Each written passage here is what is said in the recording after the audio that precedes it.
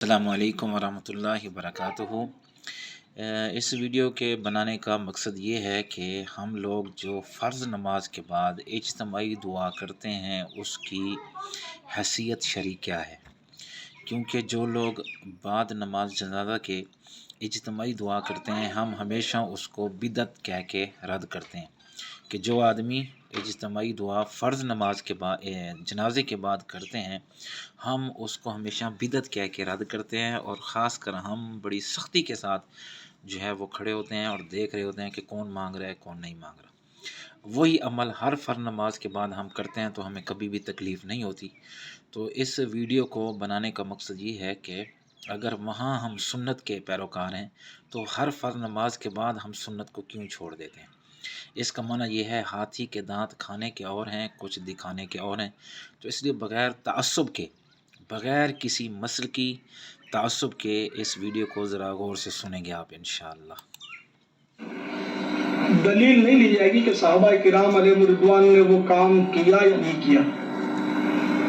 دراصل اصول یہ کہ ہر وہ کام جائز ہے جس کا اللہ اور رسول عز و جل صلی اللہ تعالی علیہ وآلہ وسلم نے منع نہ۔ ایک اچھا سوال کیا، کیا جب امام نماز پڑھا دیتا ہے تو کیا ضروری ہے اس کے پیچھے نام دعا کرنا اور اس کے بعد وہ آنکھ پر ملنا؟ تو جہاں تک معاملہ کسی چیز کے دم کر کے جسم پر ملنے کا رسول اللہ سے معاملہ ثابت ہے۔ آپ صلی اللہ علیہ وسلم کی ایک روایت میں عائشہ فرماتی رسول اللہ جب بیمار ہوئے اور خود معوذتین سورہ فلق سورہ ناس پڑھ کر دم نہ کر سکے مجھے حکم دیتے، میں دم کر کے رسول اللہ کی آنکھ پر پھونک کر ملتی۔ تو بہرحال یہ ثابت ہے کوئی شخص کچھ پڑھ کر دم کرے اور بہرحال جسم پہ لگائے۔ اسی طرح رسول اللہ نے فرمایا کسی کوئی جگہ تکلیف ہو تو ہاتھ رکھ کر بسم اللہ کہے 3 بار، یہ بھی ثابت ہے۔ تو اس طرح کے عمل جو ثابت ہے، دم کرنا، لگانا، پھونکنا، پڑھ کر کسی کو اس طرح سے دم کرنا بولتے ہیں اس کو، یہ ثابت ہے۔ اور دم کہتے ہیں ایسے عمل جس میں تھوڑا پھونک اور تھوڑی تھوک بھی کرتا ہے، اور اس کو آپ کر سکتے ہیں اس طرح سے، اس میں کوئی حرج نہیں، بہرحال اس کو دم کرنا کہتے ہیں۔ دوسرا سوال کیا ضروری ہے کہ ہم جب نماز پڑھیں تو امام کے پیچھے بیٹھ کر دعائیں کریں؟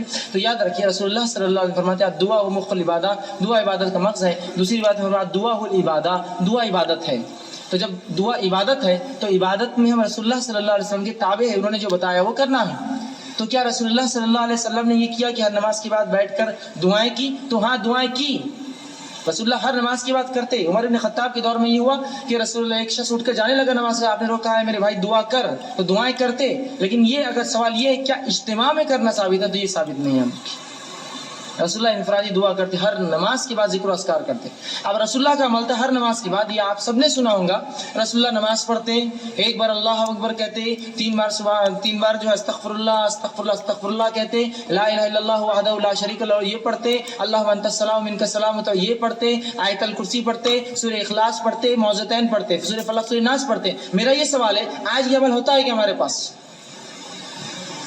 حدیث میں یہ آتا رسول اللہ یہ کرتے نماز کے بعد۔ میرا سوال ہے کون کر رہا ہے اس عمل کو؟ اس کے بدلے ایک شارٹ کٹ نکال لی کہ ایک آدمی کچھ تو ہی پڑھتے تھے، آمین آمین بولتے اڑتے بھاگ جاتے ہیں۔ اس کے بعد تسبیح فاطمہ 33 بار سبحان اللہ پڑھتے، 33 بار اللہ، یہ بھی پڑھتے رسول اللہ۔ بہت لمبی لمبی تسبیحات رسول اللہ کی ثابت ہے نماز کے بعد، ٹھیک ہے؟ تو یہ تمام چیزیں سنت ہے، یہ چھوڑ کر ہم نے اس کے برخلاف ایک شارٹ کٹ نکالی کہ ایک آدمی بول دے اور باقی سے آمین بولے اور اٹھ کے چلے جائے، یہ کون سا طریقہ ہے؟ اب جب کچھ لوگوں سے پوچھا گیا کہ یہ نماز کے بعد دعا کیوں کرتے اس طرح سے، تو وہ کہتے تاکہ عوام سیکھ لے۔ اگر یہ نیت ہے عوام سیکھ لے، سوال یہ ہے لیکن عوام سیکھ کہاں سے سکتی ہے؟ ربنا آمین ربنا آمین آمین آمین۔ اب وہ آدمی جو 30 سال سے نماز سے مجھے کتنی دعائیں سیکھے، کچھ سننے نہیں آتی، کہاں سیکھوں گا؟ سکھانے کے لیے بٹھانا پڑتا ہے، آئیے بیٹھیے، ربنا ربنا آتنا آتنا فی الدنیا، سکھائیے اس کو ایسا۔ ہم کتنے چیزوں پر اپنے آپ کو دوسروں کے اوپر ڈالیں گے، حتیٰ کہ دین میں کیا کیا ہم نے، ایک پیشہ نکالا اور لوگوں کو کہا کہ تم یہ مخصوص کام کرنا، اور ہر معاملے میں اتنے جھک گئے کہ آج اگر کوئی ہمارے محلے مر بھی جاتا ہے تو ہم ڈھونڈتے پھرتے کون نہلائیں گا، مردے کو نہلانے کے لیے بھی ضرورت پڑتی ہے کسی کی، وہ کریں گے نا، ان کو ذمہ ہے، خود کا کام ہے نہیں ہے۔ کیسی عجیب بات ہے، کیا مرنا کوئی ایک عجیب چیز ہے جو ہوتا نہیں کسی زمانے میں کسی دور میں، تو میت کو نہلانے کا طریقہ مسلمان کو اگر نہیں آتا تو عجیب بات ہے، تعجب کی بات، کہ تو ایک پیشہ نکالا، یہ لوگ وہ کام کریں گے، اپنے خالی ان کو دیتے رہنا پیسہ، وہ کام کرتے رہیں گے۔ ہاں کچھ چیزیں مخصوص ہوتی، ٹھیک ہے، اس میں آپ کسی پر وہ کر سکتے ہیں، ہر کام میں ڈال دیا اپنے آپ کو، نہیں مولانا تم پڑھ دو نا، تم بول دو نا، حتیٰ کہ اب تو یہ ہو گیا لوگ قرآن بھی پڑھ کے دے رہے آپ کو، مولانا میرے تک 10 قرآن پڑھ دو، پڑھ دوں گا جاؤ. میری عبادت تو یہ تو ایک عجیب ہے، پھر تو تھوڑی دیر میں ہی ہو جائے گا. میری نماز بھی تم پڑھ لو ہفتے بھر کی. کیا ہے یہ مخصوص ذاتی عبادتیں ہیں، خود ہم کو آپ کو. فرض نماز کے بعد اجتماعی دعا نبی صلی اللہ علیہ وسلم سے کہیں بھی ثابت نہیں ہے، کوئی ضعیف حدیث بھی نہیں ملتی اس کے بارے میں، اور اسی وجہ سے فقہ کی کتابوں میں بھی اس کا تذکرہ نہیں ہے. یہ بر صغیر میں ایک چیز رائج ہو گئی ہے، تو اب جو چیز رائج ہو جائے اس کو ایک دم سے چھوڑنے میں فتنہ ہوتا ہے، تو اس لیے اس کو آرام آرام سے تمیز سے آہستہ آہستہ چھوڑنا چاہیے. جیسے میں نے اپنی مسجد میں پہلے اجتماعی دعا ہلکی پھلکی کرائی کچھ مہینے، پھر پہلے میں نے آہستہ شروع کی تو لوگ دیکھتے تھے یہ زور سے دعا کیوں نہیں مانگتے، تو ہم نے کہا پہلے سائلنٹ پہ آنے دو لوگوں کو. اجتماعی کراتا تھا لیکن آہستہ. پھر جب لوگ اس کے عادی ہو گئے اور اس کے بعد پھر میں نے اجتماعی بھی چھوڑ دی. اخپل طریقے سے مانگ رہا ہوں، یعنی ہاتھ اٹھاتا ہوں مگر نیت اجتماع کی نہیں ہوتی، اپنی پبلک اپنی مانگ رہی ہوتے ہیں، اپنی مانگ رہے ہوتے ہیں.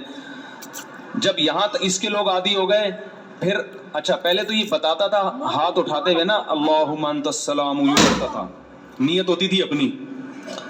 پھر جب لوگ اس کے عادی ہو گئے تو پھر ہاتھ اٹھاتے ہوئے پبلک کو پتہ ہی نہیں چلتا، اب ہاتھ گراتے ہوئے بھی پتہ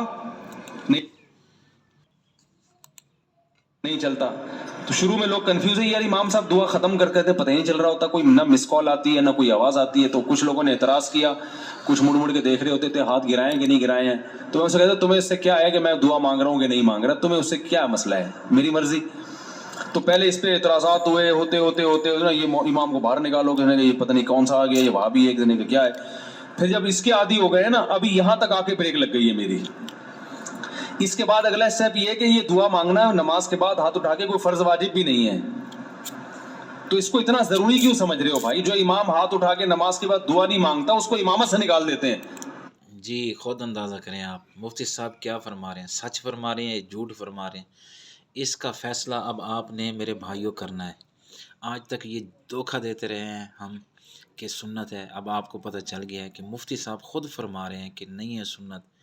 جب اجتماعی دعا جنازے کے بعد بدعت ہے تو فرض نماز کے بعد بھی اجتماعی کیا دعا ہے، بدعت ہے. خود مفتی صاحب فرما رہے ہیں. تو اب کچھ دنوں میں اس پہ بھی آہستہ آہستہ پبلک کو سیٹ کرنا ہے کہ اگر امام سلام پھیر کے تسبیح پڑھ کے گھر چلا جائے، دل میں دعا مانگ لے یا گھر جا کے مانگ لے، تو اللہ کی رسول کی طرف سے امام اس بات کا پابند نہیں ہے کہ وہ گن پوائنٹ پہ اس سے دعائیں منگوائی جائیں.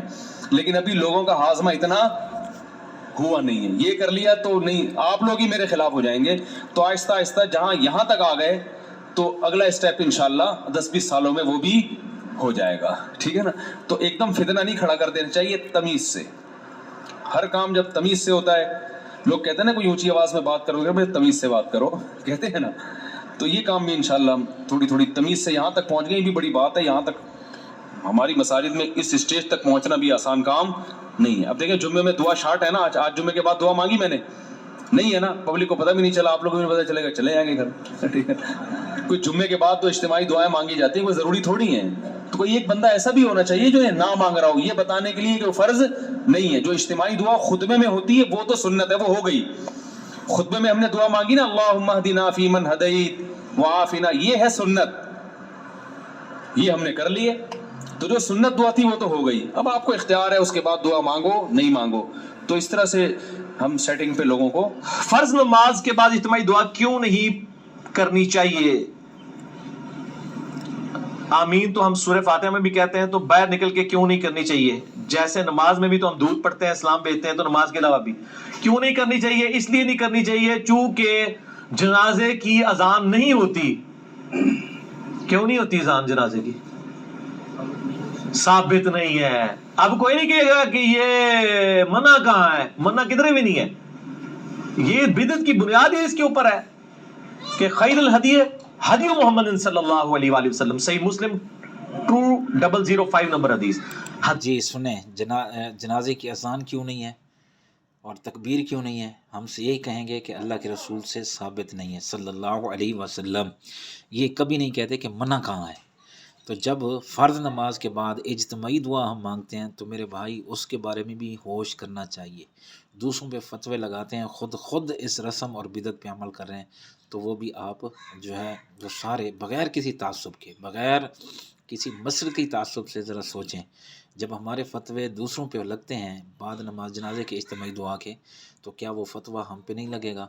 تو اس لیے آپ ذرا خیال کریں اور وہاں اگر بدعت ہے تو یہاں بھی اپنی اپنی دعا کرنی چاہیے اور باقی وظائف بھی پڑھنے چاہیے۔ آیت یافتہ راستہ محمد صلی اللہ علیہ وآلہ وسلم کا ہے۔ یہ بدعت کے اوپر ڈیفینیشن ہی غلط ہے۔ بدعت پہ میرا یوٹیوب پہ کئی کلپس چڑھے ہوئے ہیں، ویسے 5 گھنٹے میں نے بدعت سمجھائی ہے، مسئلہ 75A اور 75B، اس میں دیکھ لیں، میں نے کھول کے بیان کیا کہ یہ سوال ہی غلط ہے کہ جی وہ منع کہاں ہے۔ میرے بھائی دیکھو، ہر کام جو ہے اس میں یہ دلیل نہیں لی جائے گی کہ صحابہ کرام علیہ رضوان نے وہ کام کیا یا نہیں کیا۔ دراصل اصول یہ کہ ہر وہ کام جائز ہے جس کا اللہ اور رسول عز و جل صلی اللہ تعالی علیہ وآلہ وسلم نے منع نہ فرمایا۔ جی علمی لیول دیکھیں، جو اللہ اور اس کے رسول صلی اللہ علیہ وسلم نے منع نہیں فرمایا وہ ہر کام جائز ہے۔ اللہ کے نبی نے جنازے کی اذان کا منع نہیں فرمایا تو اس کا مطلب ہے جائز ہے۔ اللہ کے رسول صلی اللہ علیہ وسلم نے جنازے کی تکبیر کا منع نہیں کیا تو جائز ہے۔ اللہ کے رسول صلی اللہ علیہ وسلم نے عید کی نماز کی اذان کا منع نہیں فرمایا تو جائز ہے۔ یہ دیکھیں، علمی لیول دیکھیں ان کا۔ منع کی تو ضرورت نہیں ہے، ثبوت کی ہے۔ جس صفحے کے اوپر آپ کی کتاب میں عید کی اذان منع ہے نا، وہ دے تھلے ہی لکھا آیا ہے۔ ہاں انہیں سنہ دی جواب میں دیں گا جی کہ فرض نماز کے بعد دعا بھی منع ہے۔